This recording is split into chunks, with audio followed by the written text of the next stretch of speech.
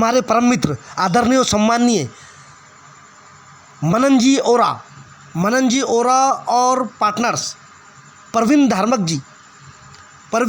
धार्मिक sir, hotel LB's kitchen, mount road Sadar, इनकी तरफ से इंडिया टुडे पुलिस न्यूज़ को वर्धापन दिन के लिए हार्दिक शुभकामनाएं, बधाइयाँ, लाख लाख बधाइयाँ।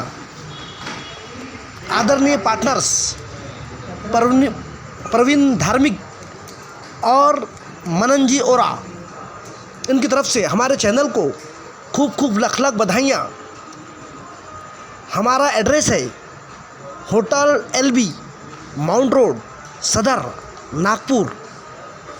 हमारे होटल में फैमिली रेस्टोरेंट एंड बार। हमारे होटल पे आप एक बार अवश्य पधारें और हमें सेवा का मौका दें। हमारे यहाँ हर तरह की वेज नॉनवेज पार्टियों का ऑर्डर लिया जाता है और नागपुर की दुनिया में एक ही नाम, एक ही जायका, एक ही मज़ा, होटल एलबी किचन, नागपुर। बेहतरीन साज सज्जा के साथ आप एक बार अवश्य पधारें और हमें सेवा का खिदमत का मौका दें। हमारी hotel LB kitchen, mount road, Nagpur. हमारे यहाँ हर तरह की लजीज डिशेज दस्तयाब है। पढ़ो रोज गोपाल तिवारी जी, हमारे आदरणीय सम्माननीय चोटी रखता हूं, एडिटर इन चीफ, जनेऊ पहनता हूं, इनके महत्व से खास विशेष बात में विशेष तत्व बहुत बेहतरीन बात की है।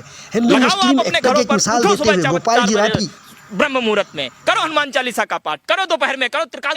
अजान सुबह कितने बजे शुरू होती है? 5 बजे शुरू होती है। अगर ये वास्तव में हिंदू हैं, सच्चे हिंदू हैं, हमारे सनातन की परंपरा यही है। हमारे सनातन में सुबह 4:15 बजे ब्रह्म मुहूर्त शुरू होता है। ब्रह्म मुहूर्त की बेला में उठने की परंपरा है, विधान है। अरे सुबह 4 बजे हम उठने के लिए हमारे गांव में मुर्गे पाले जाते थे। सुबह जो कुकड़ू की बांग देते थे भाई, अलार्म लगाते थे। अरे उनकी 5 बजे बढ़ती है, तुम क्यों नहीं उठ जाते हो? अगर तुम्हें इतना ही शौक है, तुम क्यों गली गली लेकर के वो साउंड लेकर के घूम रहे हो?